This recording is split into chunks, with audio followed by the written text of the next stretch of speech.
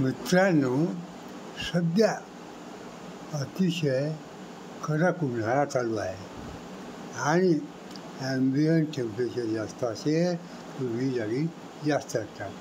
त्यातल्या त्यात घरात ज्या वीज आगी लागतात त्यामध्ये faulty electrical outlets, switches, one or damaged components, overloaded circuits, damaged or fried cords, and misused extension cords, and power strips.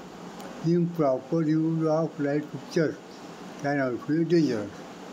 And space thrust can be a fire alarm if they are placed too close to flammable material or left unattended, it will cause fire. म्हणून सगळ्यांनी या बाबतीत फार काळजी घेणं गरजेचं.